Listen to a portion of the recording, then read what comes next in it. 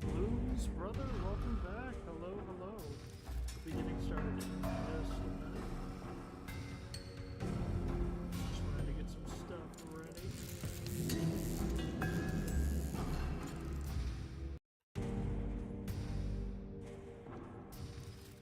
I hope you're doing well today.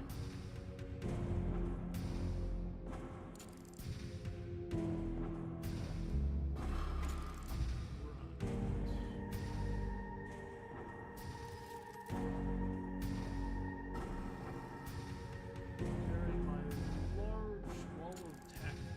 Really good time realizing immediately get railed on.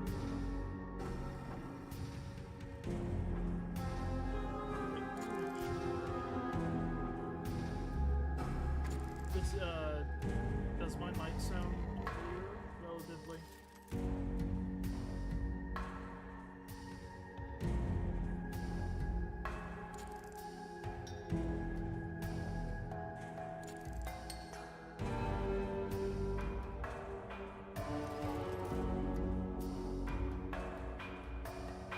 Channel over here.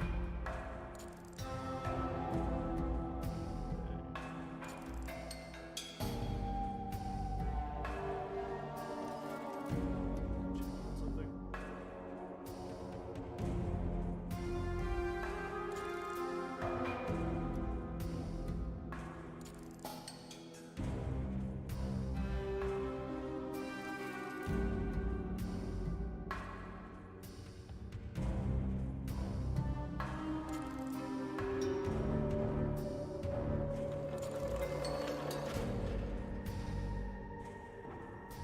Oh, this is out. Okay. Interesting. You know, I thought about it, and I don't know, maybe we can do this as a tomorrow stream, if you guys wanted to. I was hopefully going to... Go ahead and pull up Blaze again. Hello everyone, hello, hello. Welcome, happy Thursday everyone. Or for me, it is my equivalent start of my weekend. Friends at work, we work 410s, which if you do not have a job for the uninitiated, 410s are 4 days a week, 10 hours.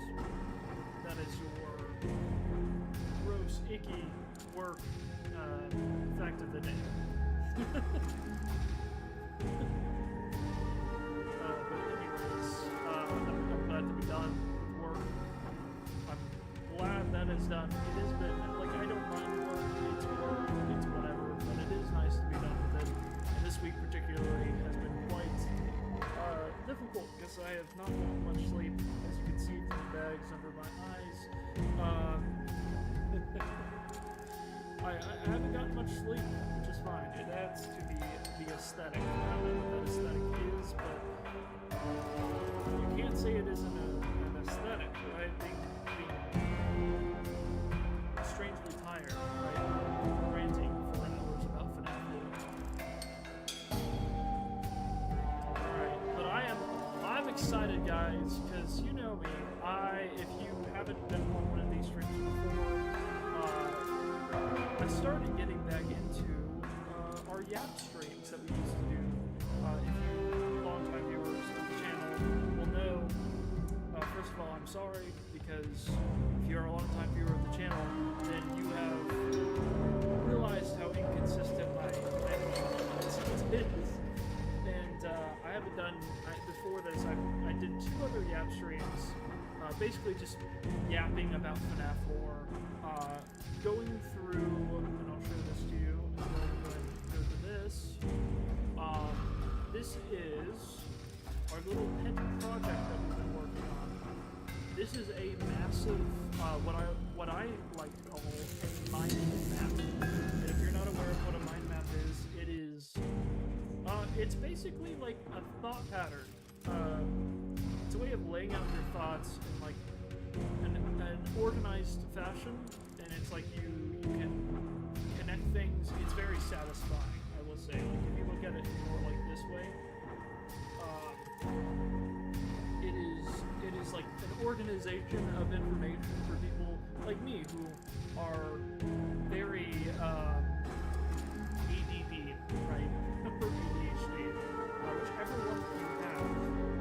It is nice to be able to organize your thoughts in a way that is cohesive, where you can like make a theory and it kind of makes sense, you know, or you can see how your theory doesn't make sense based on everything that you factually have gathered together.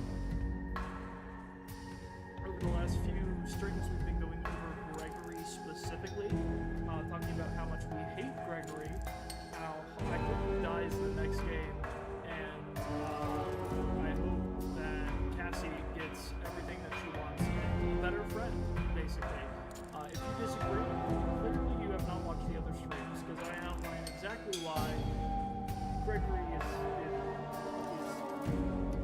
an interesting character, to say the least. Which okay. I mean, all to be clear, just like Vanessa, it is no different from Vanessa, right? Under mutual third-party influence, but still, based on the lore of how all that works, I don't think it excuses it necessarily for everything, right? It's 3 a.m. here, so spooky, scary hour. Bloom's brother, I would judge you for that, but I have to admit my last stream that I did went till like 3 a.m. as well, and for me it is 8 p.m., so it's a little bit more of a better hour, but I applaud you. Thank you for watching me at 3 a.m. And I hope no scary ghosts appear in your closet. I'm manifesting that right now.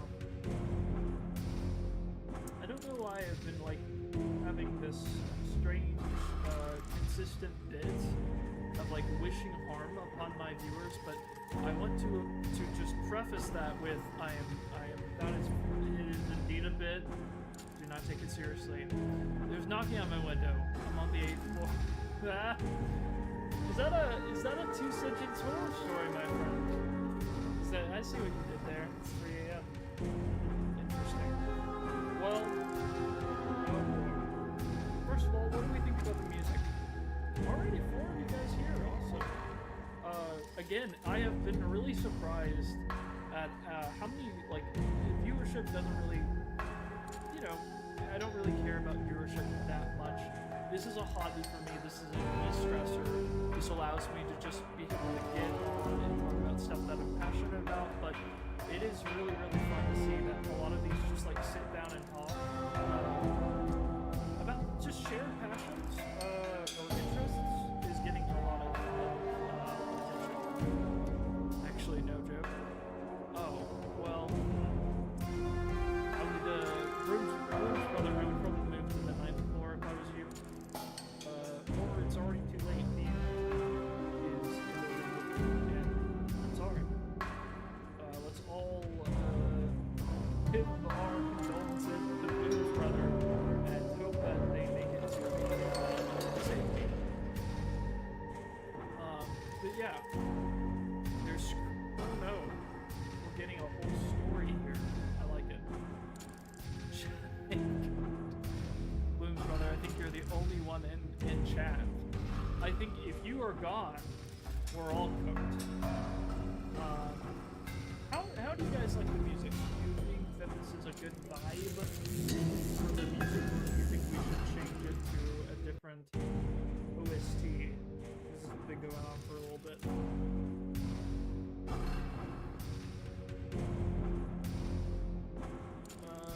Let me see. I'm curious what else is on here.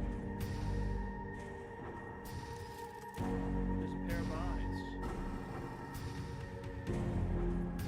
Unfortunate. That is quite unfortunate. I'm sorry, Bloom's brother. That's quite an unfortunate situation. Okay.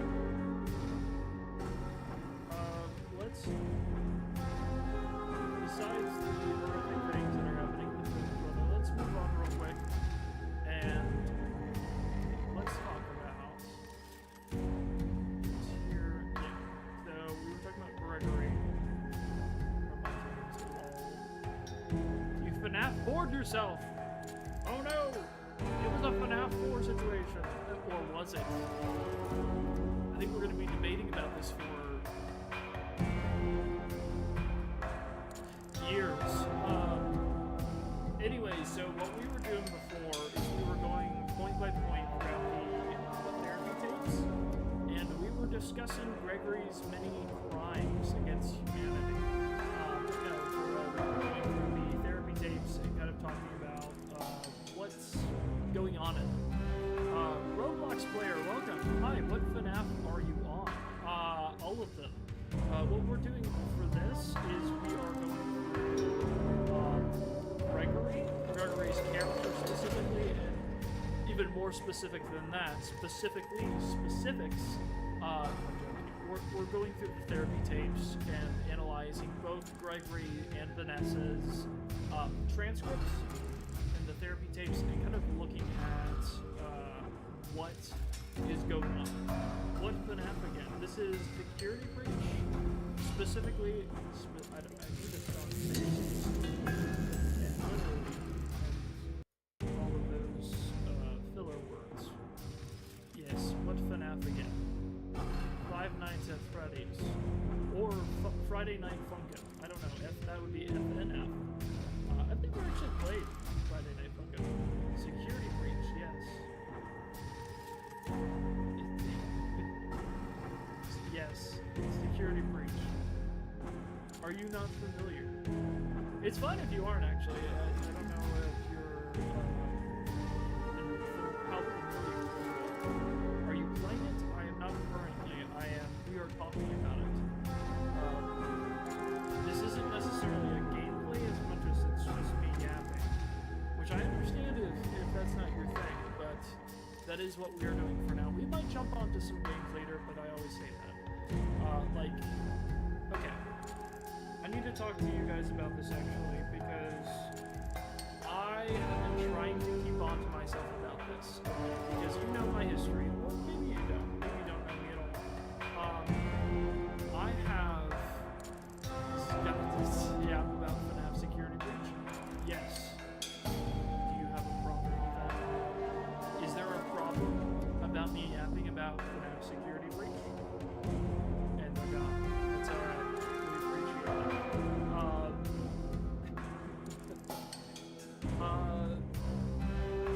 No, so I have a bad habit of not finishing games. I'm ADD as heck, so I've gotta change the music. Shapeshifter's Wrath. Is that actually gonna work? Hold on. Perhaps not.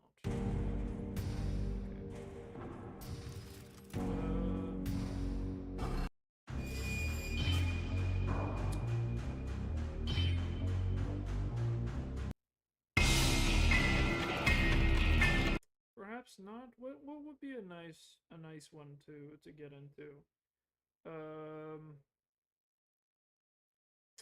High score. Unused.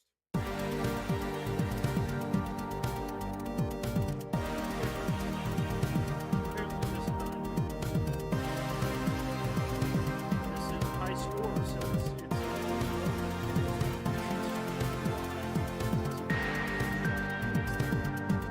anyway, so I have a list of unfinished games on the channel that we are streaming or talking about playing. One of the main games, and yes, we're gonna get to Gregory in just a minute, and I'm gonna get this off live.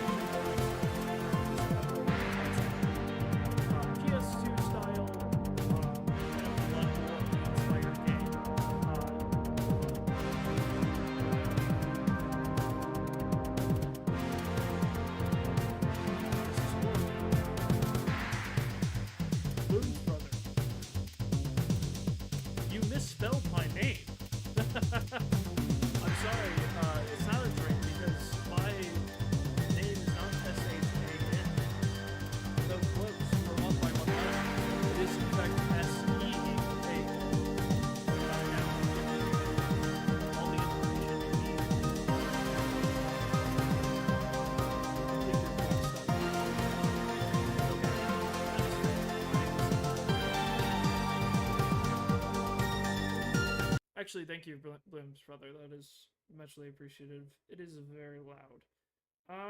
What is something chiller that we can listen to that's a little bit more... I really like this one. Yeah, let's do that. And then let me go to OBS.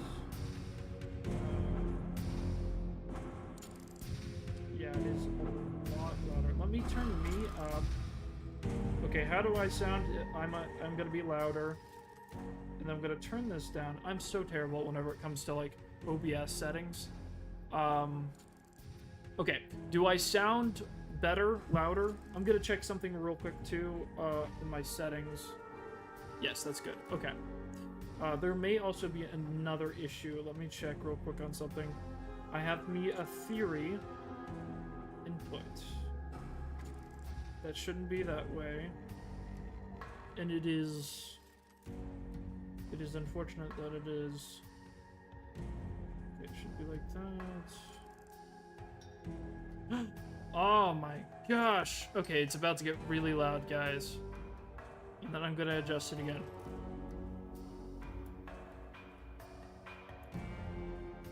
Okay. Is it much significantly louder now? Okay, I'm gonna turn it down now.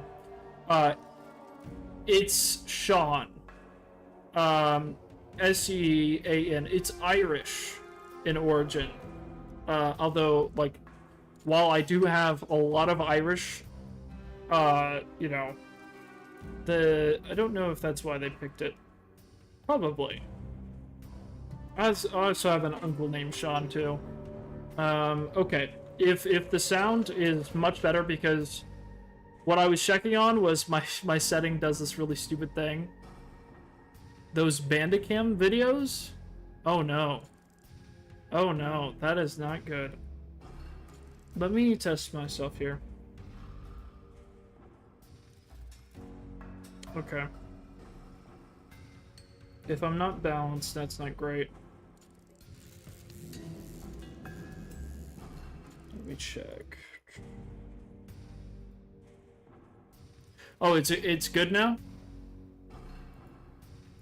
Okay. Don't scare me now. You're my only source of current information for how I sound, so you can gaslight the heck out of me and make me paranoid. But I would hate you for that, so please don't do that. Okay. Anyways, I hope that all sounds good. I've had so many issues, my gosh. I've had so many issues with sound stuff. I never know what to believe, ever. But yeah, so... Yeah, so, a couple of the games that I really want to finish playing are Replaced, No Vacation for an Executioner, what is some other games that I haven't finished? There are so many games that I've started and I haven't finished. There was a couple of games... I know there's a couple of games that I've, like, played demos of that are out that I would love to go back and, like, replay, but, again, that's kind of a conversation for a different time. That's not why we're here. What do you say your current financial is now from 1 to 10? 1 being beggar, 10 being Elon Musk. I would say probably, like, a 2 or 3. Like, I have my own apartment, I'm able to afford it week to week, but that's pretty much it. But then again, I'm also financially irresponsible, and I have enough for FNAF books, so maybe actually more so a 5, I would say. What an interesting question. But yeah, I would say definitely above. 3 is selling kidneys. Okay, I mean, yeah, definitely not there yet. I would say maybe a 5 or 6. Definitely not the worst place off, right? But I'm also Western-brained and have no conceptual idea of what actual poverty is in reality. It is just something that I have not physically actually impactfully seen, though, you know, not saying that I am apathetic to such things. Obviously not.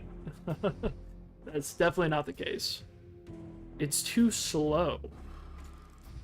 Turn up your volume. It's too low. Still? It's still too low. Hold on. Hold the phone. You will get a stroke after reading that. Okay. See, now I don't know if you're gaslighting me or not. I don't know. You could be, because I see it. And now I'm like, let me look at my settings again. We're never gonna get to talk about Gregory, guys. We're never gonna get to Gregory. Gregory will just be trapped in the freaking ruined security breach place. Never gonna get out, ever. That's just how it's gonna be. Okay, I'm gonna assume everything's actually great. And, yeah.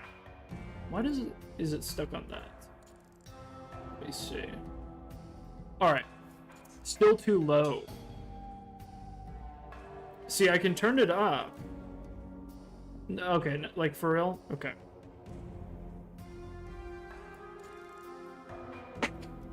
Let me look at it on my phone too, so I can actually get a good sense of it.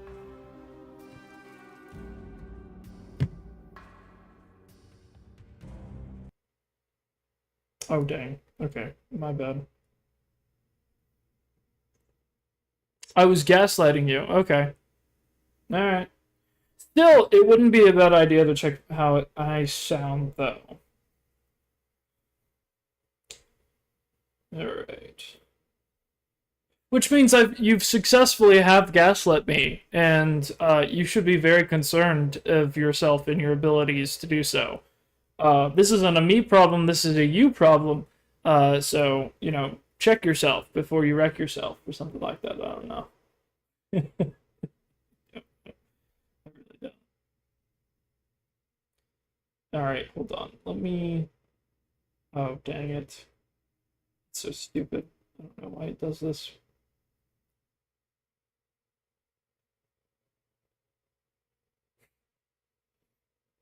You got 100 messages? You got 100 in gaslighting. Congratulations. Alright, FNAF history. That is incredible. I do give you 100%. You did a great job in the thing that you did. Okay.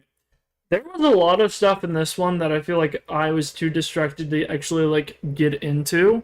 But I feel like I'll get more into the groove of everything and become a little bit more entertaining as we get more into stuff like this. Also, what is this? Themes. We could change the theme of it, guys. What should we do? Spring, bubbles, midnight, fireworks? There's so many options. Dark mode. Actually, I was looking for this earlier. Nightshade, I think. Night something. Where? Oh, Nightland. Nightland is... I don't know, actually. Probably at work, though I don't know currently if they're off work or not. I don't know. Normally, if they're available, they'll typically come into chat and he'll say something, and then I'll be like, hey, maybe you should come in. But, I don't want to assume, although I could actually communicate. Yeah, that's true. You've got me thinking now. I want to test out some of these themes, because this could be fun and distracting, and not what we actually are working on. That looks interesting. Blackboard, fireworks. I don't think any of these particularly look great. Nostalgia. I don't know why nostalgia looks like that. Spring. I don't know. Green. Ocean. Tourism. I guess leaving it like it is, maybe. I do kind of like vintage for some reason, though. Wow, this does not matter at all. Alright, moving on. Can we listen to a song, please? Yes. Hold on. I'm sorry. I was getting distracted. Oh my gosh. Hello, people of the internet. Okay, alright, music time. What should we listen to? Should we do FNAF World?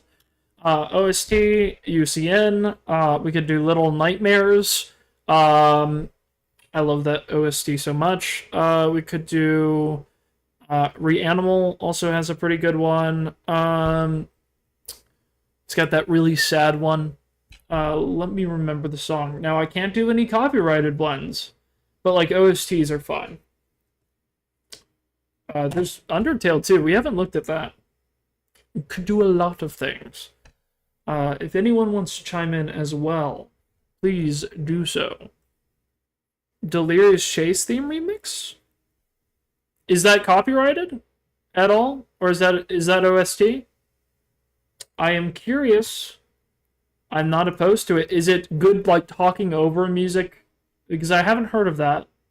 Unless that is a FNAF OST, and I'm not sure. Delirious. Probably not copyrighted? Okay. Alright. Now, if this is bad, as in it's not good music.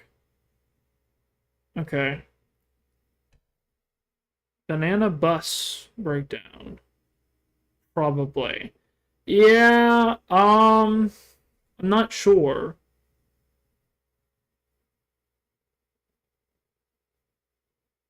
That might be something I need to check at a different time. I'd rather stick to music that I know are kind of good. I've had suggestions in the past, and I've been a little bit iffy about it, and I know I asked. Because, yeah, that's another thing, is, like, there's a lot of them, so I'm not sure which one. I have an OST? Okay.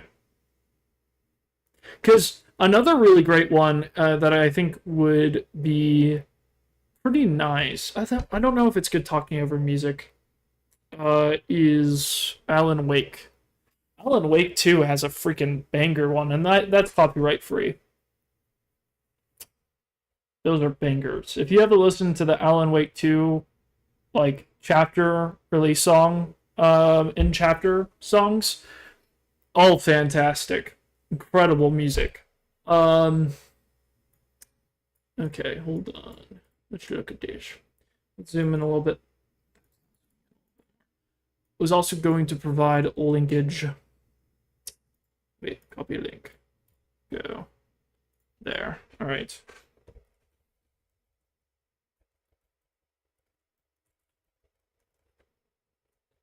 Alright. And then pen this. Okay, there we go. So that is the link that goes directly to the mind map. That way that you can look on it and actually see what I'm doing as I'm doing it. And you can also check out several other of the, like, categories. A lot of them are unfinished, so just a warning about that. A lot of these are just, like, I have not gotten to them yet. So there might be some unexplainable lingering threads that I just haven't been able to check out. Patches of Violet. Okay. It's called Through Patches of Violet. Interesting. Okay. Through Patches of Violet. Okay, it's coming up. And it's Delirious Chase. Delirious. And I'll see if if I'm feeling it. If I'm not, I'll be very honest about it. Not that I'm saying it's bad music, but I'm just looking for more specific music that I can easily talk over. Delirious Chase. Okay, Through Patches, Hack Lord, from Limbus Company. Forsaken. That's one I'm seeing a lot. Hack Lord. Yes. So I'm seeing Hack Lord, Through Patches of Violet instrumental. Is that one good? Can I check if this is copyrighted? It's Through the Patches of Violet OST Forsaken. Okay. I see it.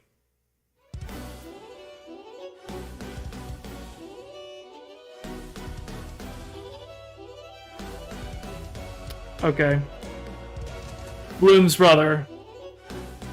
Brother. How do you expect me to talk over this? How would you dare me to to I love freaking strings so much. How I am offended. I know. You just wanted me to react to this, didn't you? You just wanted me. Okay, I see how it is. All right, fine, guys. We're gonna react to music for a second. Hold on. Hold on. Can I take this back? Hold on. What game is this from? Or is this a show?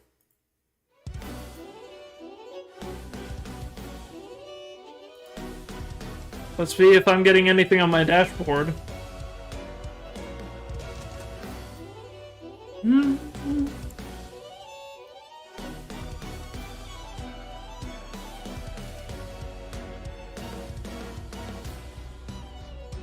Ooh. It's a game on Roblox.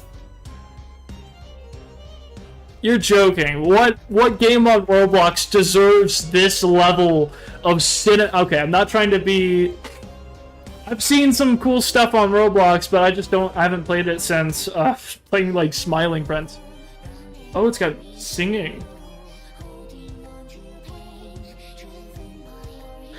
This sounds like it's something from, like, one of those, like, anime gacha games. Right, like, I've listened to a react to a lot of, like, anime-ish game OSTs.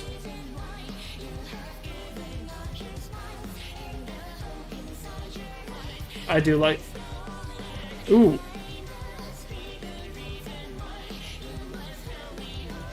Aw. Hello, welcome! Yeah, man. Rushy is peak. Those reactions, I legitimately love them so much. I did not expect me to just start doing an OST reaction. Hold on though. Bloom's brother, you only stream here? Yes. I don't stream on Twitch yet. I tried to stream on Twitch a long time ago, and I couldn't. Somebody suggested me, like, trying to stream on TikTok. But I haven't. By the way, Facecam, what would you say your favorite crown flavor is? See, Thank you for the OST. Thank you for the OST suggestion. That was not, once again, somehow Palpatine has returned. Somehow we have gotten derailed so much that we did just an OST reaction. Which, by the way, thank you for putting that on my radar. I actually might put that on my playlist. That is freaking epic. I can't believe that's from a Roblox game, but I'm not surprised. I was listening to the Night. What Bite by Night, the FNAF fan Roblox. I was reacting to one of the OSTs from there. Freaking great! It was a remix of the Living Tombstones songs. That one was really cool. In my country, YouTube is dead. Norwegian YouTube is dead. They are telling us. Well, I'm glad you're here, though. That is unfortunately that your country is saying that YouTube is dead. I mean, it's very much alive where I am, but that's unfortunate. Why is that? I don't know. Is that for, like, restrictive reasons, or is that just, like, they don't want people wasting their time, or something like that? I don't know. Interesting. Oh, is it? Oh, as in, like, there aren't many, like, Norwegian YouTubers, or I don't know anything about this, so I'm very curious, actually. Further clarifications. But I'm glad that not enough followers. Okay. So it's more so that there's just not enough traction. That's unfortunate. Is there, like, I don't know much about Norway. It's Norwegian, Norway, right? I am so culturally just ignorant, not insensitive, ignorant. And not streamers, everyone has got to TikTok and Twitch. Okay, I get that. All right. So there is a lot more followings for those platforms, just not YouTube. Interesting. Interesting. I was not aware. I was not aware of that the climate for YouTube was different in that area. Interesting.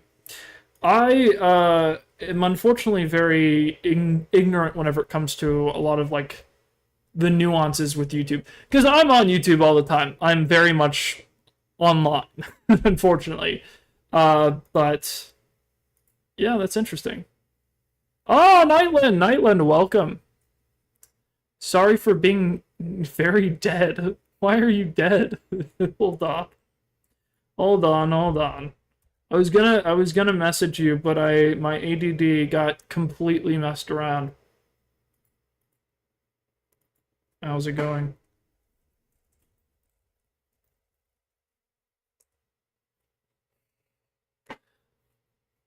But one shot. I'd still you as a viewer from my cousin's stream.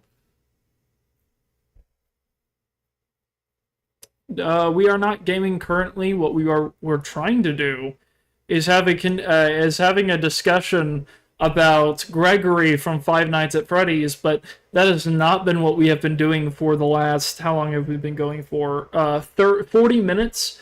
For 40 minutes, we have been derailed from one conversation to the next. That is how this works. Sit down, get your popcorn, and just enjoy whatever this will be, because it's fun. Do you want to come on? Are you busy? I know you have work in the morning, but are you available, Nightland? You know you're always welcome. I never like I don't know or assume that you are available because you have work and everything. But Darth Sidious talking about Emperor Palpatine. What country am I from? Or I am from the United States. I'm from yeah. Oh, okay. Okay. No, no, no, no, that's fair. We'll have to figure out a different time. I know that I'm getting some time off pretty soon, pretty soon. So we'll see, we'll see. We'll try to figure some stuff out to do. Um yes, I'm from the United States. Um and yeah. Oh man, it is so funny though. Whenever you realize that like you're streaming really late and you like put in your title late night stream and you realize that for somebody else it really is not a late night stream at all. It's actually like right whenever they have time. Okay. Yeah. Yeah, no, I'm so excited for your chess tournament. I am very, very excited. Do you need any extra mods? I currently don't have any mods at all. Please don't take advantage of that. I don't currently have mods because I just most of the time you guys are pretty cool. Like I'm not gonna lie, I have not had any issues with you guys because the people that I have had on here that have like continuously chatted have been here because they are passionate about talking about this stuff or are just interested in talking. And I mean, I think the first stream I ever did, I had like one spammer that was very clearly spam, but like ever since then, it's been pretty chill. You have 400 videos. Yeah, I do. I have a lot of reactions. My content, I've been doing this for 4 years, but not really. It's been kind of off and on. I had a year break, unfortunately, where I kind of just didn't make any content. And so technically I've really only been going on for 3-ish years. But still, that stuff so face cam can play games. Oh my gosh, Bloom's brother. Bloom's brother, why have you betrayed me? First you show me an actually really cool OST, and then you immediately betray me. Why is it so few watched? As far as like the video? This is actually pretty good for a stream for my channel. Um, we've been having a pretty consistent stream of people. So, hello, people, and thank you for coming on here to watch me solve FNAF and us not doing that. It's fine. I'm having fun. Are you guys having fun? 3 people watching? Yeah, it's not bad. I like 3 people watching is completely fine, especially when those 3 people are active chatters. Like that's pretty crazy, you know. So I mean that's pretty cool. That's pretty good in my eyes. Shouldn't I have like oh I appreciate that. I should have 50 if I had like a consistent like consistency. But honestly, I would prefer 3 people being on here consistently chatting with each other and me than 50 people that are just sitting there watching. Like I think that having engagement is more valuable than like the amount of people chatting. I do this as a hobby, so it's like it's not that big of a deal. So I appreciate you guys being on here, but I don't want you to feel any pressure. If you need to leave at any time, you leave. You have free will. You are able to do that. I am not forcing you to be here. You know, that's the cool thing is you guys are here because you want to be, because you want to engage with this for whatever reason, right? Whatever that reason be, whether you're bored or you're just actually interested in this content and want to be engaged and want to talk about a terrible person this random child from this video game is because he's weird and we need to throw him into the sun. Yeah, he's very humble, very noble. I am all of those things, indeed. Let's start a riot to dethrone Facecam guy, so we can play games all day on his channel. You're gonna hack my channel, and then Nightland's gonna start playing chess on my face or something. I don't know. Yeah, it's gonna happen. It's just like overlay chess over my face. Are you from a Republic state or Democratic state? I would say that I think Pride Georgia's kind. So I'm from Georgia. It's kind of been a toss-up state recently. I feel like I don't know. I tend not to kind of like talking about politics on the channel, not because I'm like inherently apolitical or anything, but just because it's not really what we're here to do. So I don't know. It's not that I don't want to answer those types of questions, but it's purely I just don't feel like it's in line with the content that I'm wanting to bring forth. I love having discussions like that, but I want to be able to have them in the setting that it's appropriate and in like the emotional state that I know that I'm gonna have a good conversation with this person, right? You know, I don't want to just have conversations with just random people that I don't know them, I don't know where they're coming from, I don't know anything. And I feel like it's just like online internet discourse has the benefit and the disadvantage of a screen in front of us that creates honestly a lack of accountability just in general discourse, right? So having a face-to-face conversation where I have to acknowledge you, right, tends to be able to, in the right circumstances, create pretty good discussions. I just don't want to have that discussion where there's separation. Oh, no worries, Blooms brother. Thank you so much for engaging and having a good time. Yeah, because oh my gosh, yeah, it's 3 a.m., 4 a.m. for you. Oh, I mean, yeah, go get some sleep, please. Please go get some sleep. Yeah, take care of yourself. Unlike me, which decided that it would be a great idea to continuously not get enough sleep this week. I don't know why I did that. You have school at 7. What is wrong with you? Why? I mean, thank you for coming on. Yeah, please leave. Please go sleep. I am 21 years from Norway. That's awesome. That's incredible. Well, it's good to have you. Nightland, do not encourage. Don't ditch school. Is that not bad? Ditch school. He won't let me sleep. Drugs. Oh my gosh. Nightland, this is why we can't have nice things. Because you constantly, like, I'm threatening to throw people into the sun, and you're saying that you want people to, like, start drugs and eat some Fazgoo. Don't you know Fazgoo replicates you and turns you into, like, a meat puppet? That's not good. Let me smoke. Yes, ma'am. Okay. all right, guys, hold on, hold on. It's fine, it's fine. Don't worry about it. Don't make sense of it. Okay, hold on. My dream is to be a meat puppet. Hmm. Okay.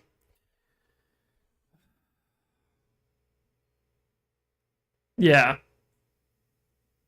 Yeah. I don't think it's fine. I mean, look, the thing is, you guys are so funny. My gosh. Yeah. Go, Blooms, brother. Get some sleep. Anyways, hey guys, you want to talk about Five Nights at Freddy's? Should we talk about Five Nights at Freddy's now?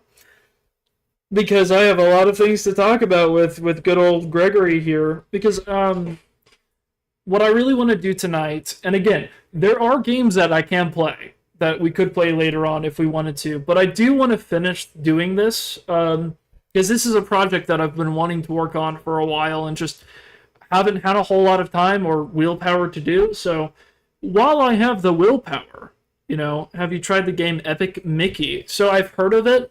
I know it's getting. Has it gotten its remaster yet? I saw the trailer at a con convention. I know Epic Mickey's getting a remaster or like a remake, but I have not played it. No. Um, my content is typically more aligned with like indie horror games.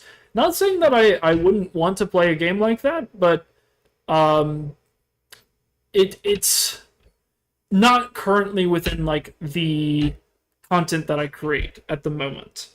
But it is interesting. I do based on what I've seen from it and heard of it, it's like a classic for a lot of people. Like a lot of people grew up on it. For me, that equivalent would be like Lego Star Wars, the Star Wars saga, right? Like those are just the classic games you grow up with that just never leave you. Do you do multiplayer games? I do sometimes. Like I've played Lethal Company, um, or like I played Lethal Company with Nightland once. Originally was on the Wii. Okay, I remember the Wii. I never owned any consoles except for like the PS2 once. Um, I lived in like a relatively strict household where they didn't really want us to get sucked up in all of the consoles because we would waste so much time playing that PS2, and it got to a real bad place. Us being kids. But no, I remember playing Wii with other people though. Hello, Influence 417. Are we gonna clock this stuff, or at least agree on something? In what context? In what context are we talking? Influence. What are you influencing us to do here? Reminds me of PS2 when people did Gran Turismo and Rayman and Ratchet and Clank. Yeah, actually, Ratchet and Clank is one of Nightland's favorite childhood franchises. He tried to get me into those. Lore, I came here for the lore. Oh, yes. Okay, so influence. I need those keys. I talked about this last time. I need keys to jangle. Have you ever seen those where people are like, hey, ADHD? Like, it's for me, though. That would be for me. Like, hey, focus up. Focus up. We have things to talk about.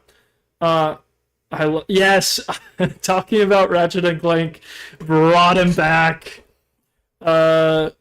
Second game was on 3DS. So again, are we gonna clock that, or at least agree on something? Yes.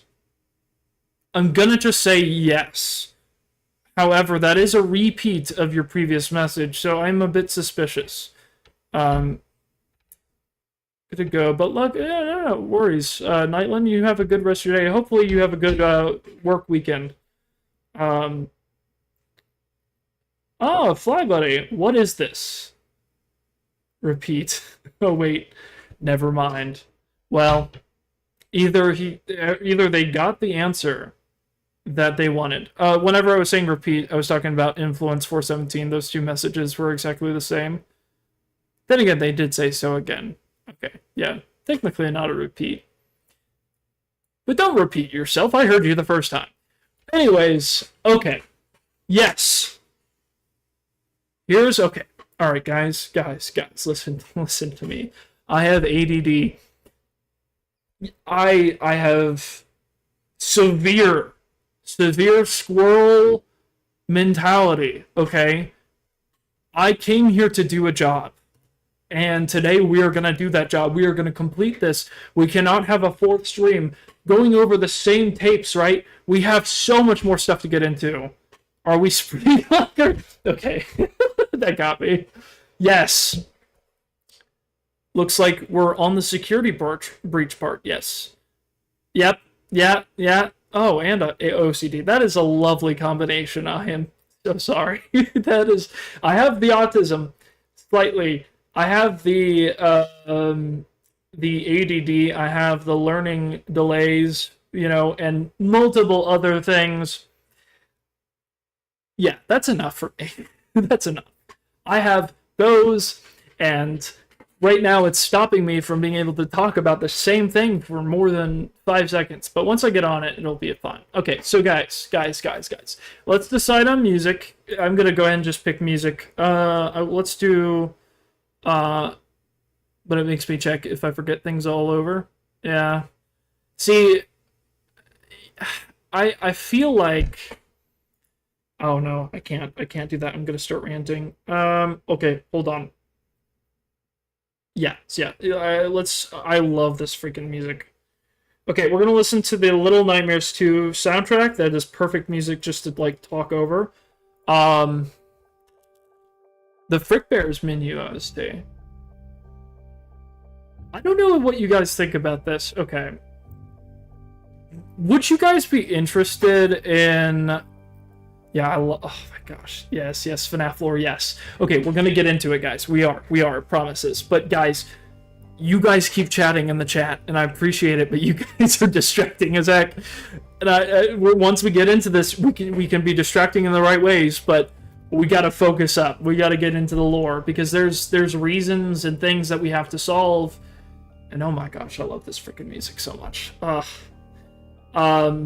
Altered Echoes, the VR Little Nightmares game that came out. I have a playthrough of that on my channel. If you don't mind me fumbling around with VR for like 6 hours, there's like 3 separate streams. Go check that out. Incredible. Love that game. It was such a cool experience. I had so much fun. We found so many little exploits and broke the game, and it was fun. Not intentionally. It just is what happened. It was fun, though. So, what is going on with Gregory? Okay, so we kind of started this and then didn't finish it. There's a lot of things going on in this particular thing. So I want to go over this again. So to show you what we've been doing, we have been going through each one of these particular logs. And for context, so in Security Breach, the very last object that you pick up is the therapy tapes or the CD retro CDs. Oh, no worries. I appreciate it. No, yeah, put it in the background and, listen to me yap. No. So there are 16 retro CDs. There are 8 for Gregory, which is patient 46. And there are, here, 1 second. I'm gonna turn this down a little bit more. What ending of SB is canon for Greg? So for Gregory, that would be the Princess Quest ending, right? Ruin makes this very clear, not only with its collectibles, with the comic strip panels, right? The only ending that is not present is Princess Quest. And not even just that, but if you actually look at like the storytelling being told through the environment, the environmental storytelling, you notice that like the third cabinet for Princess Quest it has the Princess Quest sort of light, stabbed into it, kind of showing that it's been vanquished, it's been beat, right? So that shows us, okay, this is the last one that's been beat. And that's the one that's freed Vanessa, has freed the souls, presumably in the staff bots, right? The Nightmarion's staff bots, right? And has released everyone except for one, right? and that gets addressed in Help Wanted 2. I get a feeling it's either Greg is dead or trapped in Ruin. Have you watched Ruin? Again, because we have Ruin, and then Help Wanted 2, and then Secret of the Mimic. Have you seen any content on Ruin? Or is it your theory that that wasn't Gregory at the end? Because that's curious. Because, I don't know. The Nightmare on staff bots are what's confusing me, especially that big blob in the... Okay. Look, influence. That confuses all of us to heck. Alright. I have theories. I have thoughts as to what I think that is. We'll talk about it. I will watch some more lore about Ruin.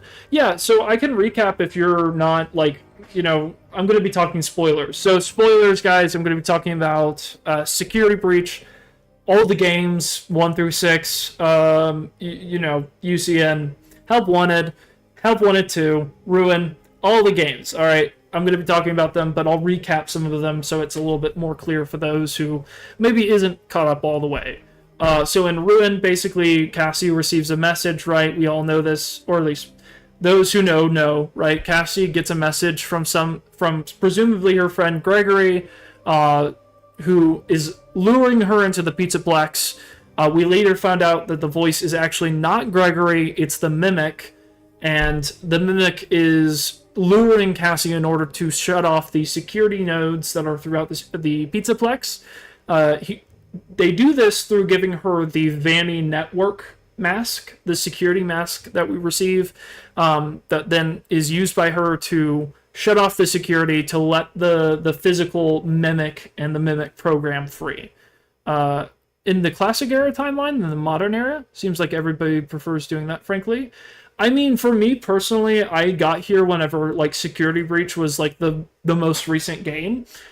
For me, I personally enjoy the modern games more, but I do like dabbling more into like the classics. I think the classics are good as well. Both of them are interesting. Personally, I'm a little bit weird. I like diving specifically into like the books and the book lore and how that like applies to the games. And that comes with some interesting discussions, I'm aware. But I think it is interesting. Also, if Peanut Trap was stuck in FNAF 6, how did another body of him end up in a charging chamber unless the Burn Trap ending is not canon? So, Burn Trap is interesting because Burn Trap was not used for his intended purpose. Now, I want to specify, Burn Trap, according to Scott Cawthon, is canon, right? That ending is canon. The implications with that are canon because they have to be. However, it was not the intended. It is not the intention of the author of the games, right? That William Afton was supposed to come back, right? Burn Trap was supposed to have a different role, and I think that was supposed to be as a digital hallucination, similar to Mexus or the Entity.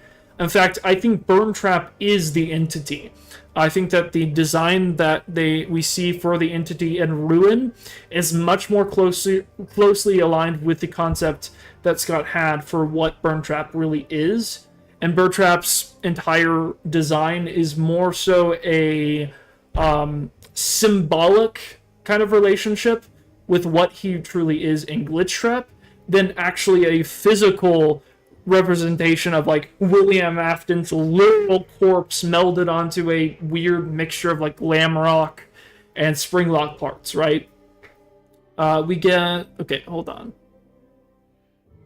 All right, you guys are chatting it up, and I like it.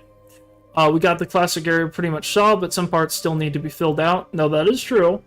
People are saying Bird Trap is the Mimic. What is your opinion on that? So, yes, Burn Trap is the Mimic to an extent, right? In the same way that, like, Glitch Trap, I believe, is the Mimic. But they're all personas. They're all masks, right? The Mimic, as in the Endo or Mimic 2 that we see in Ruin, is the kind of barest version of the Mimic we've seen, but, like, every other version of it is effectively just a mask. It's a persona, right?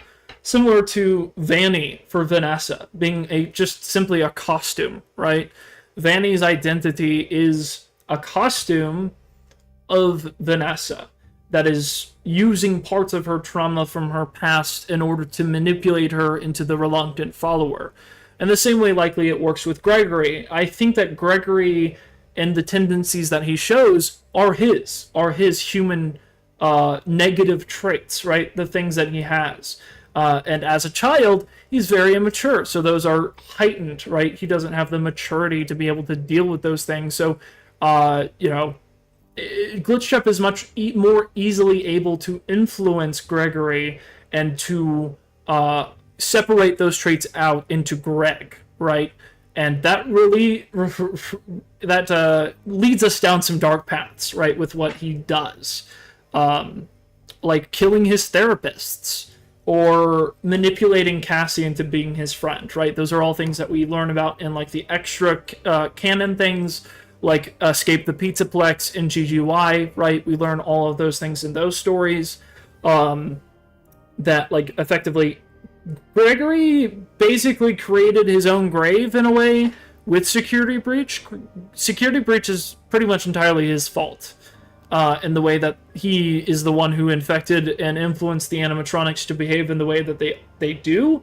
And the therapy tapes, as we're going to see, get into that. And actually, that leads us pretty well into reading this. So this is the 6th log out of 8 that we're going to look at for Gregory's side. And then we'll look at Vanessa, because those correlate pretty heavily. It's pretty interesting how they do that. Let's get into... Okay. So, here we go. I'm gonna go ahead and reread this. I'm not a voice actor, so... At least not yet. We'll see. So I'm gonna just read this flat, and then we're gonna get into the information. And I'm reading this instead of listening to it, just so I can, like, read it, process it, and then I can tell you my thoughts. So, do you know a place called Freddy Fazbear's Mega Pizzaplex? I'll take your silence as a yes. And besides, I know you know it, because the technicians who work for the Pizzaplex know you, or rather, I guess it would be better to say that they think they do. They report that they've caught you on camera, or at least it appears to be you. Nothing to say about that? Well, the techs are convinced that you've hacked into their systems many times. Let's stop right there, actually. Gregory is confronted. He was caught by the technicians and wasn't seen. That's an interesting note. He's hacked them multiple times before. In here, we're just taking little notes as we go throughout this. Seems like they have more of a gut feeling than fact, but apparently the hacks are causing all kinds of problems. So, again, this is like us mapping out our current thoughts as we go on. So, Gregory's hacking resulted in glitches. And again, we're not really worrying about grammar or spelling or anything like that. That's going to pop up. What software are you using for graphs? Looks useful for me in the future. Influence, the link that is right over here in the pinned section, you'll find that. That is not a virus. That is nothing like that. It goes to this very website. It is available directly for viewership, so you can go on here and it'll lead you to the website. MindMeister is incredible. It's also completely free, unless you want to add images, and then it's like a really cheap, it's like $30 for 6 months or something like that. I think it's maybe a little bit more. It might be like 60. I think it's $60 for 6 months, and you get to add images and everything to it. It's really cool. I really like the way this is structured. You can also view it in this way, which is really cool. I like this program's really cool. Yeah, so as we know, the Pizzaplex is built on top of the original pizzeria, so what part has the Mimic and Greg been stuck in? So it's built on the original pizzeria. That's the FNAF 6 location, which likely is what was once Edwin's manor, right? The costume manor in MCM. And likely that's what Afton then used to build sister location, using the R&D location, right, the underground. He then expanded that to make sister location, right, and then used. I believe strongly that Edwin is the one who effectively accidentally discovered Remnant, right? I think that's why that location is so important. I think I'm actually going to plan my own timeline, like everyone else has been doing. That's awesome. No, absolutely, go for it. Who is Edwin? Okay, so Edwin just played the Jackie's Box song. Oh, no. Okay, so Edwin is Edwin Murray. Originally popped up in the books, right? Specifically, the Tales of the Pizzaplex series. He is an inventor who invented a bunch of things, including a vacuum cleaner that was like a robotic vacuum that apparently was like revolutionary for a little bit until it wasn't. But then his business, at least in the books, was bought out by Fazbear Entertainment, and he basically got stuck working for them as a contractor for a really long time, and he built a machine called the Mimic in order to watch out for his son, who unfortunately he was very neglectful towards, right? It's very much a parallel with Henry's story, right? Edwin is absolutely a direct parallel to Henry in that they are both neglectful fathers who their own negligence ended up resulting in the deaths of their child. And in this case, Edwin took out his aggression, his murderous rage on the Mimic, and that infused that emotion onto it, and basically, like, Edwin's emotion got imprinted onto the Mimic, and the Mimic learned to rage. And now it's a murderous, homicidal, endoskeleton that has the ability to fit inside any costume and can roam around. And in that story, it ends up going around and, like, killing a bunch of technicians who are sent in by Fazbear Entertainment in order to collect the endoskeleton that they had Edwin commission. Or Edwin was commissioned by Edwin? By Fazbear? I don't know. Hold on. Yeah. Is that why the Mimic is so dangerous in Sodom? Yes. Yes. This may affect our understanding of classic era timeline. It could. I don't think that it's necessarily super connected in that particular way. I think the Mimic is important, and I think specifically it's important for William Afton. But I propose it doesn't. Sure, some things need to be altered, but the Mimic can be largely ignored until ruin. No, I agree. I think it's important for our understanding of certain things that are already there, like the fun times. I'm wondering if Big Top was controlled by the Mimic, maybe not. I think he kind of was, but I think there's a bigger theme with Big Top's whole transformation that I think we can get deeper into, that I think has more to do with, MCM being a haunted location more than anything else. And I think that, yes, Big Top was being controlled by the Mimic, but maybe not in the way that we think. I don't know. Well, except for 2. Are you speaking of the moon? And who else would that be? Would that be Tiger Rock? I'm curious who the 2 are. Influence? Or at least who you think they are. Because I don't know, there's some interesting stuff with that.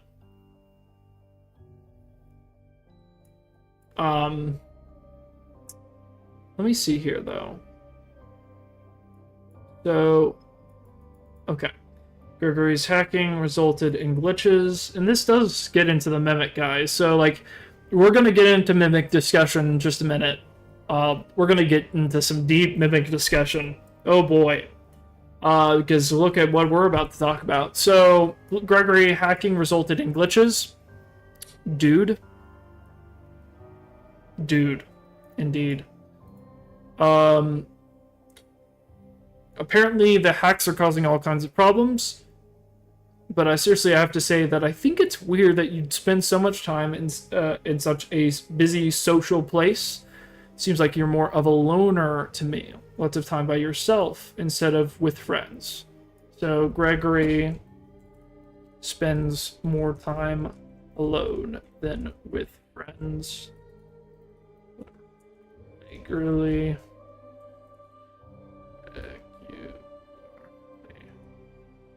Hangs out at the Pizzaplex.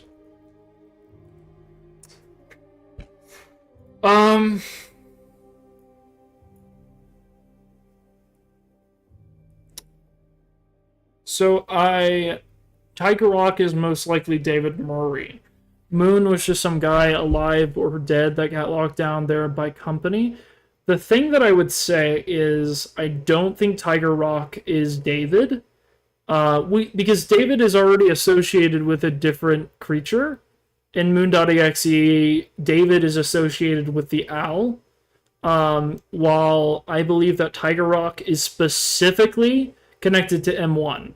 Because in the books, Edwin Murray calls out that Tiger Rock is running the Mimic 1 program, specifically M1, right?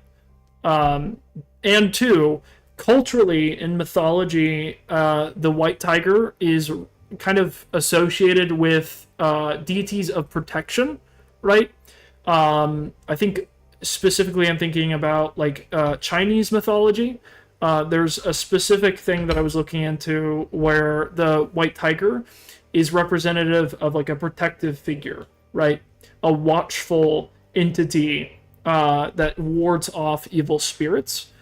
And I thought that was interesting because the Baobab tree, if you look up the Baobab tree and its relations culturally, the Baobab's tree, which, if you're wondering what the connection there is, so in the Storyteller, the Tiger Rock bust, or head, that was running the Mimic 1 program was located inside of a Baobab tree.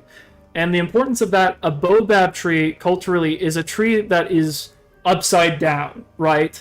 It has its roots as the top of the tree, and the like, it's buried into the ground, right? That's the way that it's been, like, the imagery has been established. And the idea is that it is a tree that was cast off by the gods, right? Or by God, and that it's something that was literally, like, rejected by God, and that was, like, fell down from heaven. I think it's connected specifically to, I forgot, I did a bunch of research into it. I forgot which culture. I think it's specific, like, African culture. It talks about, like, the mythology of it being associated with something that was cast off, right? No. And here's the thing, too, right? There is something to it. I think this is something that, here's the thing, you don't know me. You don't know how deep into this I get. It isn't the first thing that is shown with imagery in Secret of the Mimic that has imagery of a god casting something off. There is another, let me get it. There is something else in there that is connected to, potentially, it's a little bit hard to trace, but based on all the research I've been able to do, there's a really weird wall mural, like, I don't know exactly. I think it's like a wall panel that's just one asset that's just randomly on a couch, and it's really out of place, but it's in the manor. And let me show you this. But yeah, so the idea of a protective, like, entity being cast away or being cast off is M1, right? The mother that was cast away, the mother that was cast off by the gods, or Edwin, right? Who is now exposed, right? And now her roots are what literally connects everything together, right?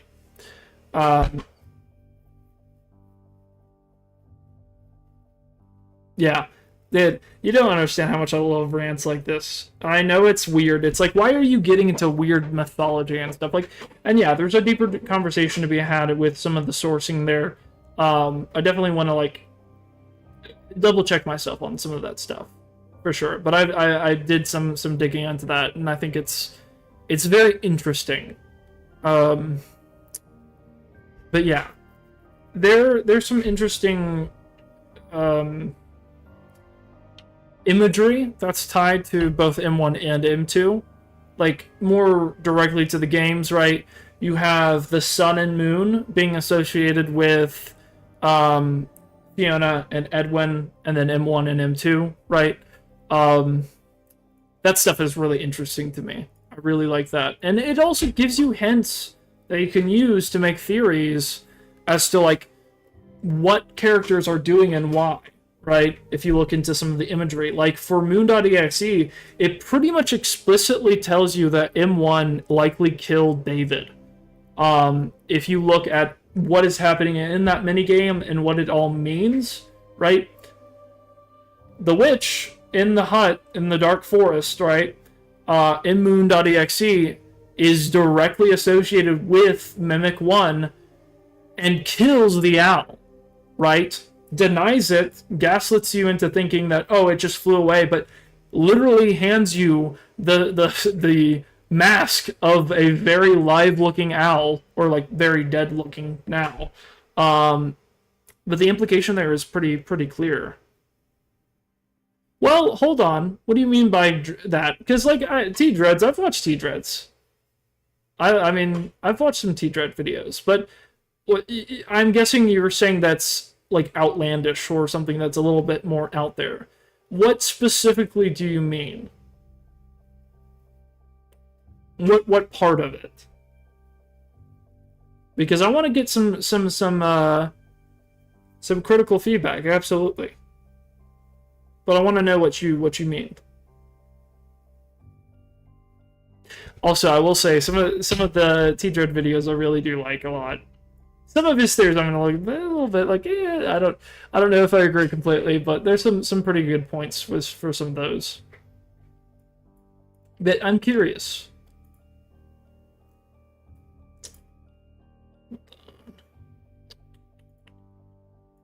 Because I was trying to pull up something earlier.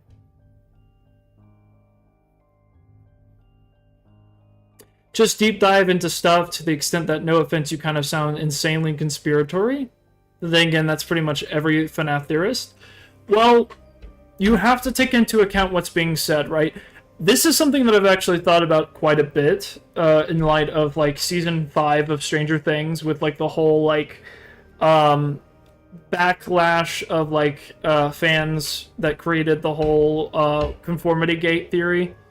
And that's actually got me thinking a lot about that kind of thinking too, because it's got me thinking about, like, okay, if they can connect that many things together to create this big theory that is made from pretty much nothing in order to appease a specific thought that they just want to be true that badly, like, am I doing the same thing? You know, so I do have to kind of double check myself on that. But if you're using things that the games are pretty much directly telling you, then I don't think that's necessarily wrong. Like, the things that I was just describing with Moon.exe aren't conspiratorial. They're things that are directly shown to you. There was nothing at any point where I was, like, veering off into theory land. Those are just things that the games are telling you, right? It just is strange because it doesn't align with the narrative that's going on in the main game, which I think is intentional. I think that there's intentionally a narrative dissonance between the main story that you're getting and then the underbelly of, like, things like Moon.exe or the 4625 tape. Making up a theory just to appease a belief? Yeah, like, I would say no offense, this is something that I started to talk about last stream. I am sorry, this is going to make people mad. Michael Afton is one of those things. I think the theory that Michael Afton is the protagonist of every single game, like FNAF 1, 2, 3, 4, and then Sister Location, FNAF 6, like all of those things, I think that is... it kind of takes away from the entire point of what those games are. In the pursuit of trying to make a consistent narrative from a timeline perspective, whenever I think that individually the way that the games are built from Scott, they each tell their own cohesive story that is, I think, much simpler and much more basic, yet I think still interesting. I think the point of FNAF 1 through 6 is not about Michael Afton or the Aftons at all. It's about the MCI. It's about the 5 kids. It's about their pursuit of vengeance and trying to get revenge on their killer, but then realizing that revenge isn't what actually heals them or lets them or sets them free, and in fact it just leads them to more misery and anger, like what we see with Sister Location. Like, don't hold it against us, don't hold it against us, you don't know what we've been through. Those kind of sentiments that you get, you see that like the entire idea of the Afton story, I think, is contained between 5 and 6, right? And I think 4 is its own thing. Like, I don't think it's related to the Aftons at all. I know that's a weird thing to say. Yeah, it's quite a deviation. So you think each game protagonist is a different dude. Yeah, like Mike Schmidt is Mike Schmidt.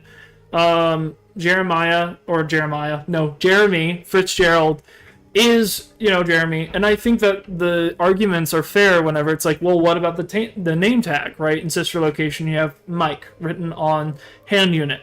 Well, I'd like to point it out that that name is there when you get there, and it's for a handheld device. And one of the things that I think is clear is that I think that was left there by somebody else that's telling you, hey, this is for you, Mike, right? But whenever we get the ending speech, his name isn't Mike, it's Michael. And specifically in the FNAF 2 movie, he corrects the film crew whenever they come in the second movie, where he's like, oh, it's not Mike, it's Michael, actually. And I think that's, like, you could potentially say, maybe Scott's alluding to, remember the protagonist from FNAF 1, but then subverting that with it's actually Michael Afton. That might be a stretch. I don't know. But I kind of made up my mind at the end, but yours is just one of many I disagree with already. Okay. I mean, that's fine. We can have different opinions. However, I think that you have to evaluate what the point of what you believe is, and the story that you think the games themselves are trying to tell. And I think that's the problem with the kind of way that we theorize, is I think we have a lack of foundation whenever it comes to how we understand the world and how the world works, or how the games work even in themselves, and how their story is supposed to go, right? Like, I think there's just a lot of, like, vague things, and that is the reason for it. There's a lot of vague things that you can interpret in many different ways, and that's understandable, right? But I think if you look at what the first game establishes, then what the second does and builds upon it, you kind of start to realize that these games have themes to them. They aren't just lore. They have themes that I think are building towards a greater story. Yes, there are some random throw-it-against-the-wall things that Scott did to build suspense and things that he could thread in later, right? Absolutely, 100% he did that. Like the shadow animatronics and things like that, yeah. But like, and like the FNAF 4 box. I'm not really open-minded myself. I heard too much that didn't make sense from plenty of people. I try to be an open book, but I'd rather let things be simple. I think this is simpler. Honestly, I think the idea that it is literally FNAF 1 through 4 is just the story of the MCI, and that the security guards are your way in, right? The entire point of like FNAF 1 is you are somebody who's completely random, who's coming off the street, and you have a fixed perspective. You are an unreliable narrator, right? You are somebody who is looking into the world. You are receiving a false narrative in the beginning by Phone Guy, who tells you all of these things that aren't really true, and then you get the truth through the Easter eggs, right? Those are the things that you flip through the cameras, you find the newspaper clippings, right? You get the backwards text that leads you to the autobiography of Yoji, right? And you start to learn a little bit about how these things came to be and why they matter, right? You start to learn about, like, even in like the first trailer, it's established that the theme of the first game, right, is contrast, right? You have like, oh, during the day, it's a place of joy, right? But you're not here during the day. It's not a place of joy. You get the truth at night, right? The night and day are associated with emotions, right? I can consider it being about the dead kids, but I'm not sure about 4. Well, if 3 is a continuation If 4 is a continuation of the end, right, why wouldn't it be about what 3 is about? Are still alive during 4? Well, sort of. That's kind of interesting, because we get a lot of Easter eggs during 4, right, that don't really line up or don't really make sense with that timeline. Like, we get the FNAF 1 phone call. Like, what's up with that? Why is the layout of the game play so different from the minigame, right? Why are there so many contrasting things? Why do you see visions of an IV drip bag, or like medication on a table, flowers, right? There's these little Easter eggs that, again, you have the main narrative of the story, but then you realize that it's all a lie, right? And I think that you're from coming into the story from the perspective of a spirit, right?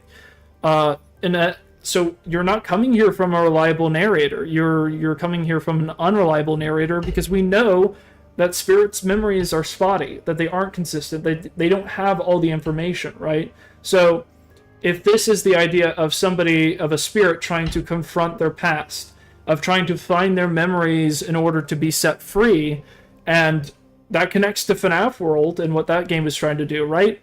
Like I said for the third time now, you're never going to clock this lore. It's fun to talk about, though. You're never going to clock this lore. Okay. What do you mean by that? And again, it is fun to talk about. That is true. 100%. But if you're not open-minded, then, I mean, clearly you are, because we're still talking. You haven't left. Right, so there's I mean, I don't know. I feel like it is solvable. Clock was as in figure out, confirm, solve. I would turn your attention to what Scott Cawthon said himself in a Reddit thread before, mind you, before Security Breach came out, right? That was one of those games that really did kind of get messed up. But before that, Scott did confront the community about this very thing of whether the lore was actually solvable.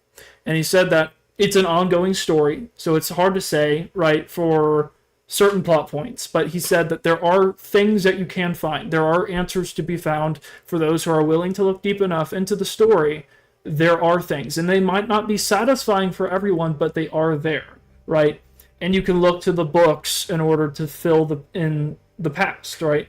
There are going to be things in the books that might kind of give you a little bit of a hint, a little bit of a nudge in the right direction. And I think to their credit, perhaps they were misunderstood, but I think that there are certain things you can pull from there, right? This is one of those times, right? Yeah, but I think that they are solvable. If it's ongoing, then I'm happily waiting the next installment. Hopefully college will not be a blockade. I mean, that's fair. That's fair. I mean, always there's going to be time constraints. I mean, I for sure hope I'm going to have time to play the next installment. Likely going to be Security Breach too, right? I mean, that's going to be pretty cool. I hope they're very clearly learning from their lessons with Security Breach, with Ruin and Help Wanted 2 and Secret of the Mimic. So I'm very hopeful. Even if there are like certain constraints with the studio, I still am very, very expectant, especially with seemingly how long this has been in development, right? Because Scott alluded to this in the 2024 10th anniversary, right? That he had a different game. I must have derailed this so bad. Get back to your thing. Oh, no worries. Hey, I appreciate it. No. Yeah, I'll get back to this. No, but I appreciate talking to you. I really do. Thank you, Influence. I appreciate it. But yeah, no, let's get back into talking about Gregory and the tapes. And we are going to get back to the Mimic in just a minute, because there's some things to talk about that with that.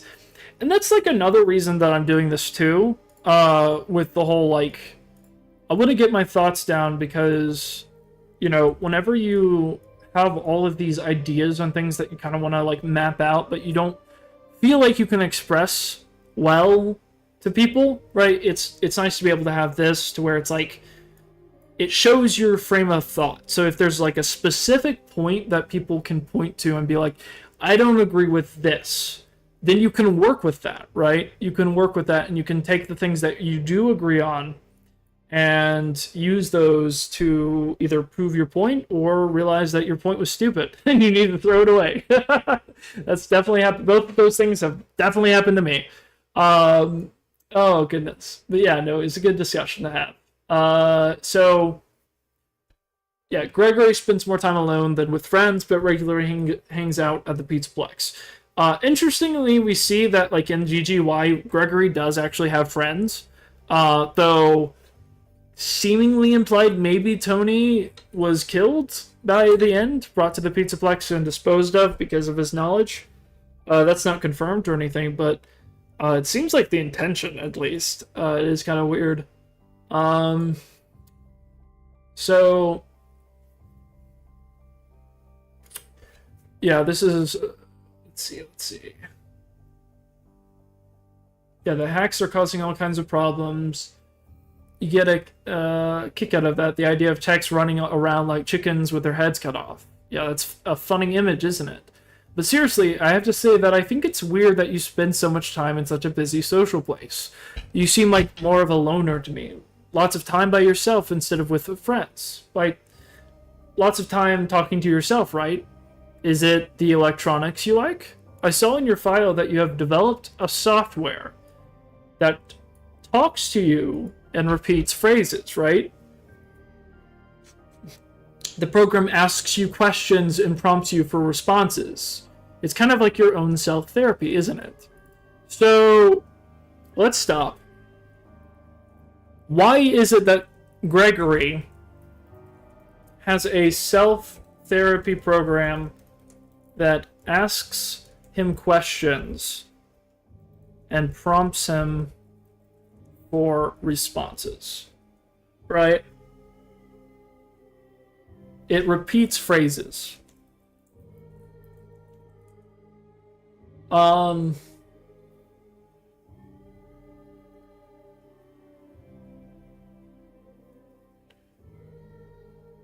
But when I read what they found, at first I thought it was looking at more examples of just talking with yourself.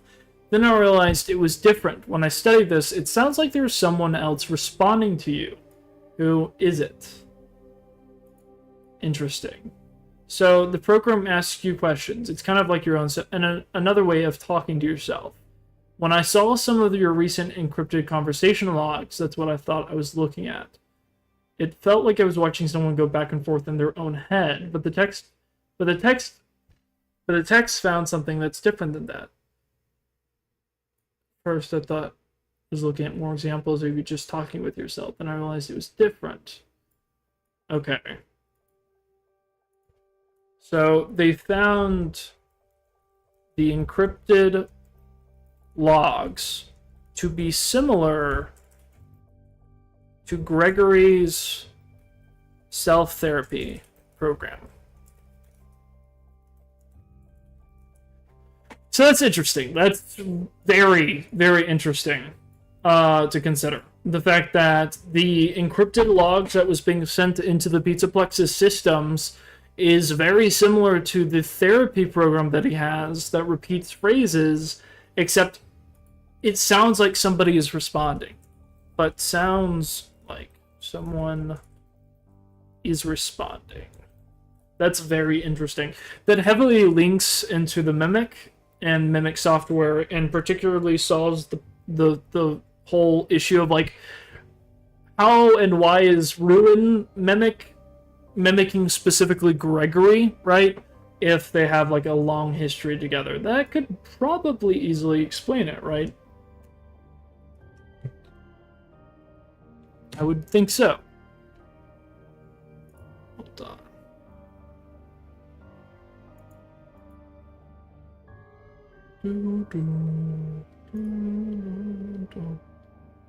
Okay.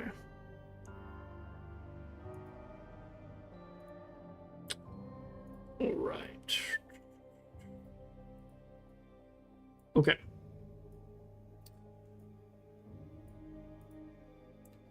I saw in your file that you have developed a software program.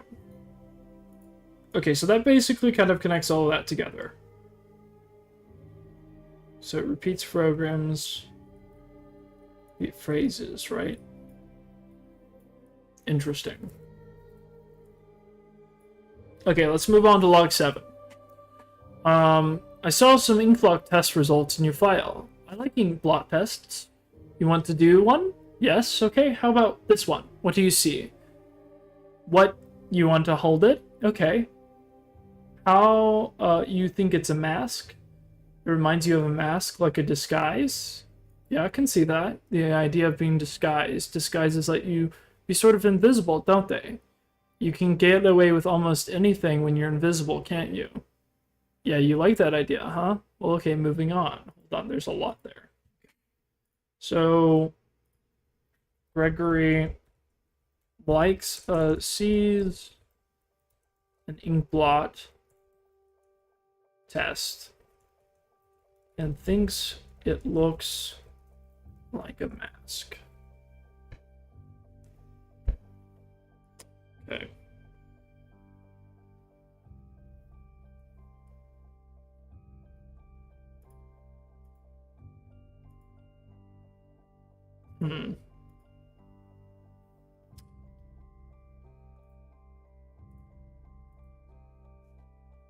Okay. So, reminds him of a mask. Interesting that he wants to hold it. So he likes the idea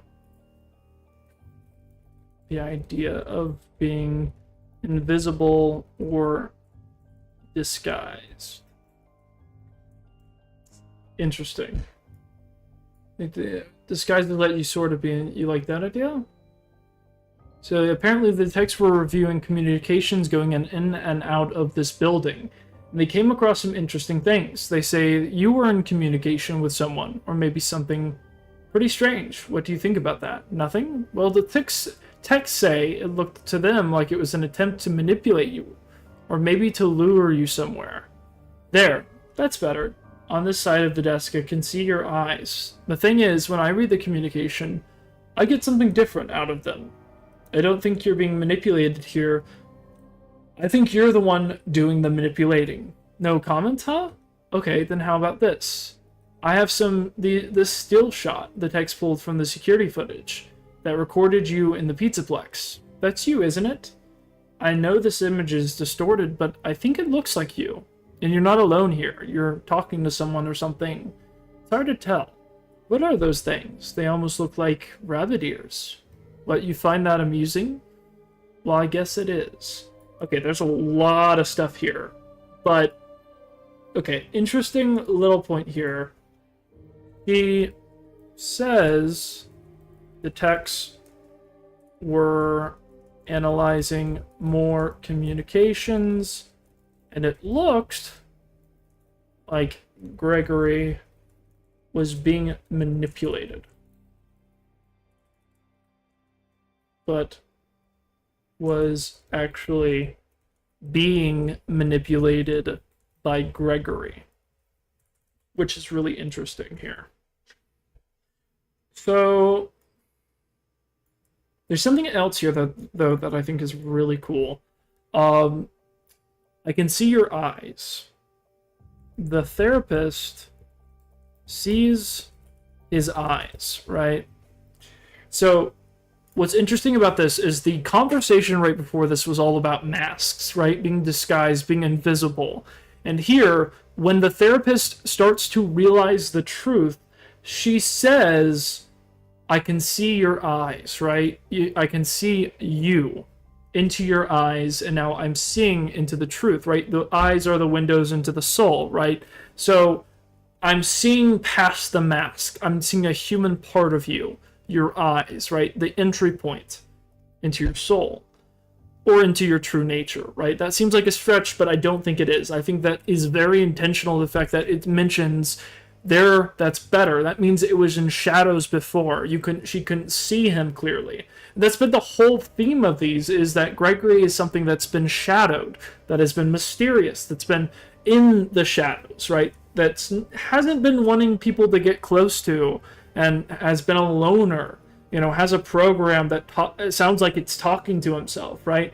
And while it seems like is being manipulated, is actually the one doing the manipulation, right? But it's interesting. She notices something he is holding that looks like rabbit ears. To me, what I think this is I believe this is the Vanny mask. I think Gregory is holding the Vanny mask. Because what's the beginning of this conversation? All about masks, right? And you're manipulating someone else, you're not being manipulated. I think all of that is very interesting, you know? Okay, so let's get to the last one. And then maybe after this, we'll take a little bit of a break and maybe play a game. I don't know. We'll see what happens. This one's a big one, though. I got another message from the techs at the Pizzaplex. I'm afraid it's about you again. The techs have been struggling to fix some serious glitches with the robots. I'm not sure what exactly is wrong, except that it's making the robots more eerie than entertaining. Which is interesting. So, glitches causes animatronics to become more eerie than entertaining. Welcome back! Hello, how are you doing? So the glitches are causing animatronics to become more eerie than entertaining, right? So you like that, eerie instead of entertaining? Thanks, but it's really not that funny. Apparently the glitch extended beyond the robots. It went system-wide. It began infecting all the machines, and when the techs traced the glitch back to its origin, it led them to you. I'm still lurking. Very good. I'm glad. Still lurking in the shadows. I'm in the shadows. So the glitches extended beyond the robots and went system wide. This is one of the most interesting parts because it connects directly to one of the Tales of the Pizzaplex stories. We're going to talk about that one in just a minute. These subroutines seem to have come from you. Okay, so these subroutines came from Gregory. Can you explain that? Okay, here's the thing. I'm going to pretend to understand everything. I'm not going to pretend to understand everything I'm reading here, but what I got is the system-wide glitch was like a cascade that was broadcasting a very dangerous message. While the techs were trying to reprogram the system to remove the glitch, the source of the glitch shifted. You'll have to excuse me, I'm not familiar with computer programming, so I might get this wrong. But what I understand is that the glitch stopped being a glitch and turned into an intentional set of subroutines that were aimed at creating the same thing the glitch created. Those subroutines seem to have come from you. Can you explain that? That's really it. Okay, this is where it gets into the good stuff, right? So these subroutines came from Gregory. They stopped being a glitch and organized into a subset or a set of intentional subroutines aimed to recreate the glitch. Or wait, hold on. Can you hold on? The glitch was like, and it was trying to broadcast a very dangerous message. These subroutines came from Gregory. They began to broadcast a very dangerous message. They stopped being a... Okay, there we go. A little bit more organized there. Same thing the glitch created. The glitch. recreate what the glitch created.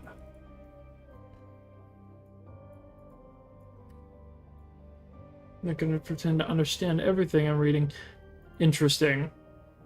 Maybe this is just a really large stretch, right? So you had a glitch, but the glitch stopped being a glitch and turned into an intentional set of subroutines. The monster stopped being a monster and sung the lullaby, right? It's very similar, right? You have something that was trapped or was something that it wasn't supposed to be, right? And then it was something that was corrupted, that was glitched.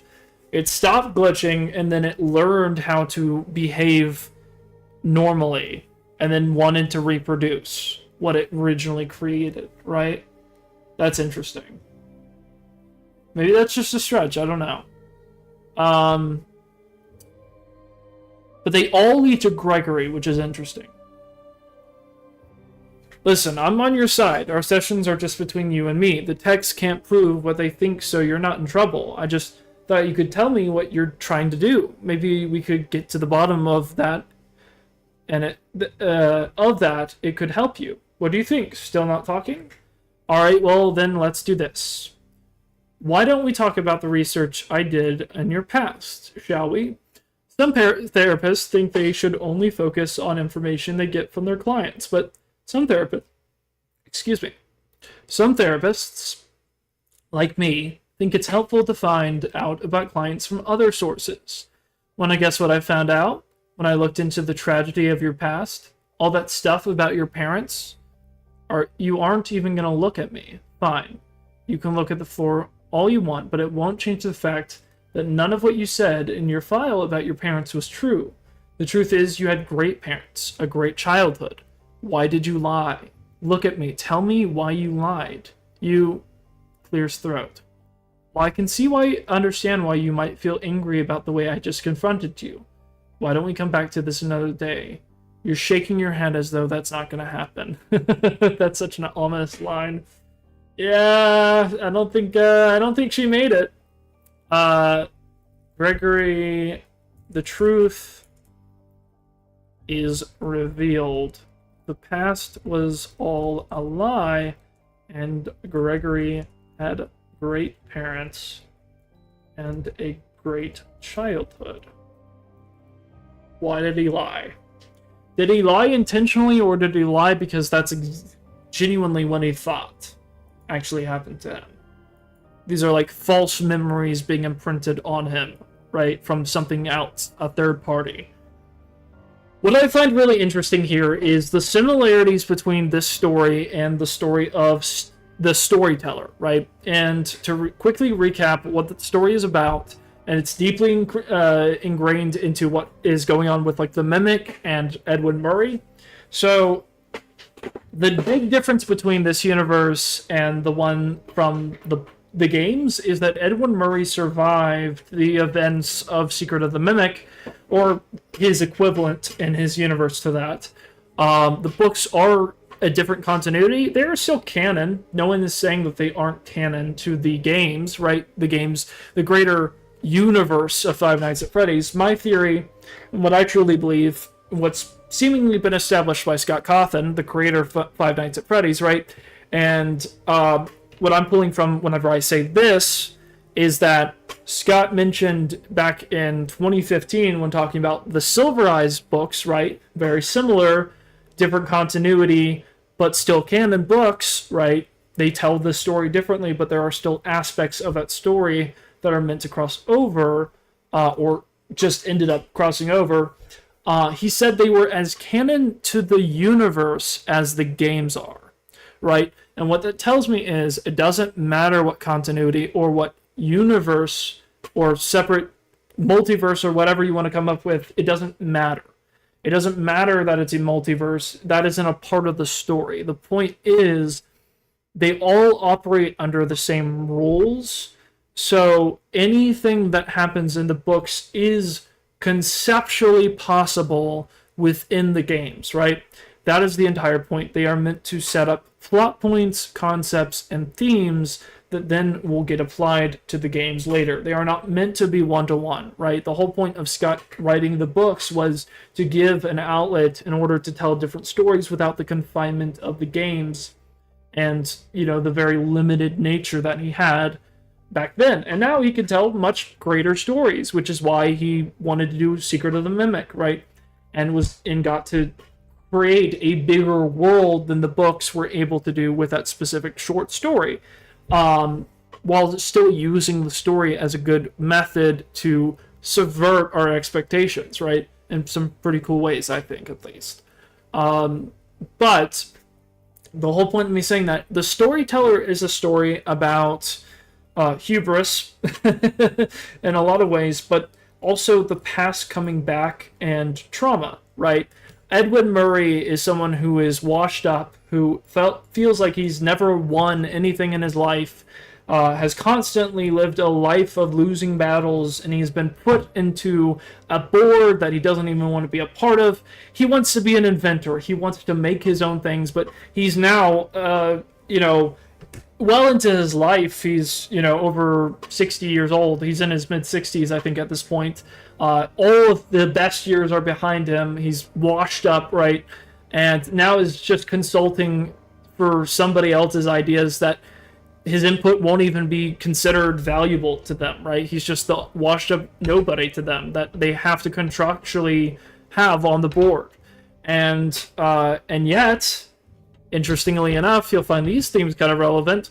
They still end up finding ways of stealing his ideas, and in some pretty horrific ways that end up screwing them over royally, right? So they want to get rid of the creative team. Guess what they want to do it with? They want to do it with AI, right? They want to create a smorgasbord of a program that basically can take different concepts and smash it together. Funny enough, it is literally what Edwin does back in the 70s in the games, right? And funny enough, the Edwin that we see in in the Storyteller is very much against AI, the concept of AI, while the Edwin in the games literally creates the things that he kind of feared. And you could take that in a couple ways. You could say that this is a completely different universe Edwin, or the way that I see it, the Mimic was still an early iteration of AI, although be it much better AI than the current ones we have today. It wasn't a predictive word smashed together, predictive model like that. It was actually using Pascal and C++, or not C++, whatever the equivalent they had back then. It actually specifies what programming used for the AI, which is really interesting in the story. But he haphazardly put the Mimic program together. So he's still built an AI. He's not against the concept of it. But it seems like he's seen the danger of it and knows that it's not a good idea and that creativity can't be, overwritten by AI. So it seems like less that his character has been changed here, and more so this is an older, more realized Edwin Murray that is still very much stuck in the past, still flawed, and is very regretful of the things that he's done. And they decide that they're going to make a tiger-themed attraction that's going to be this Tiger Rock bust inside of a baobab tree, right? And that is one of Edwin's suggestions. He suggested specifically that it's a baobab tree because it's representative of the tree of life, right? And kind of the mythology, the culture, right? Baobab tree is typically associated with life or knowledge, right? Kind of, you could consider it maybe something in allusion to the Garden of Eden, right? That pursuit of forbidden knowledge. And we kind of see that in the story itself, right? And there's a whole reason I'm bringing this up. It does really does correlate with this story a lot. In that, whenever you look at the story, what's is happening here is pretty much what happens to the storyteller.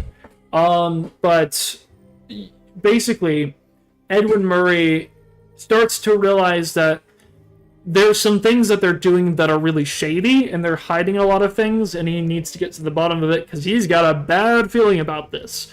So he starts looking into it, and he finds out at the end that they're running the Mimic 1 program, that the Tiger Rock is using the program that he created back in the 70s that ruined his life, that did all of these things, that is a reminder of all of his past, and he says, no, not again. And he ends up getting trapped inside of the Tiger Rock tree and gets sealed away and dies, right? Not CEO, but like the one of the main board members, I forgot what what's his name? Really brilliant guy, or at least he thinks he is. He's very annoying. He's very much a character you want to die. He's one of those very what's the word? Just like really snarky and prideful characters, right? He goes and like starts shadowing Edwin, thinks that Edwin's catching on, wants to make sure that he doesn't, and then he ends up also getting trapped in the tree. But before he does, he ends up like destroying the Tiger Rock, because what Tiger Rock is, and I should have explained this a little bit better, is it's connected to all of the attractions in the Pizzaplex, right? It dictates and uses all of these things that has been inputted into it to tell stories using the animatronics and different AR machines and the VR stuff. All the different machines are connected together through this branch of tree branches, which is why it's a boba tree, because it's the roots that are going out and connecting it to the attractions.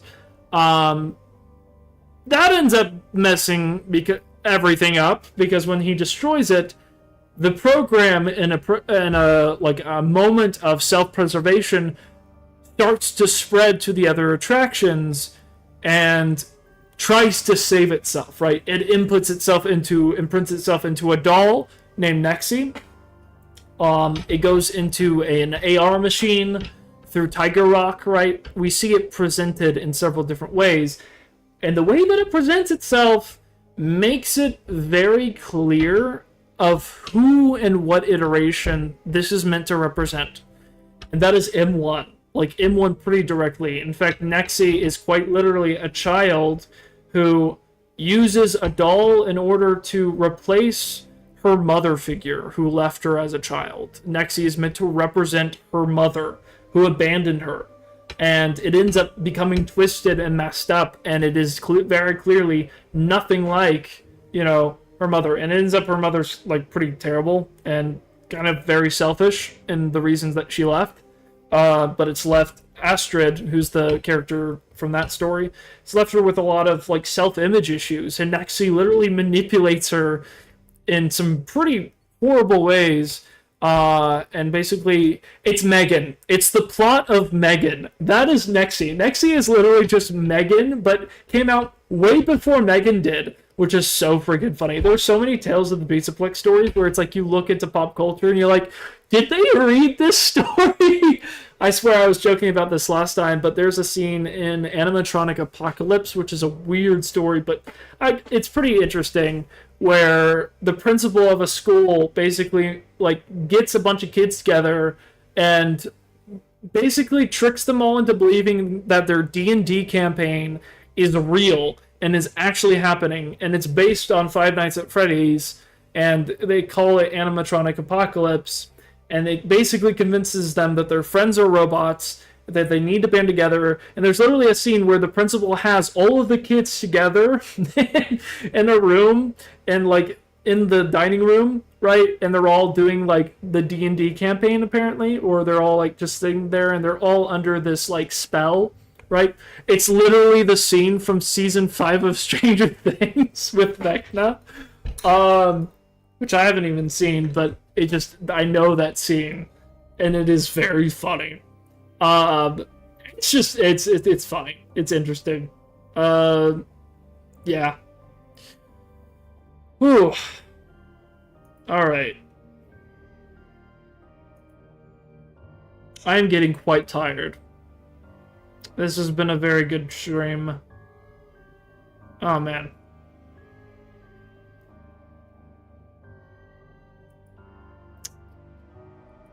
I think I'm probably going to end it there, guys. I'll probably stream tomorrow if I have time. But I'm probably going to end it here. Because I'm getting quite sleepy, and I have a lot of more to do with this, but I've yapped myself out. So, thank you guys so much for joining me. I hope you guys enjoyed this, and I'll see you guys next time.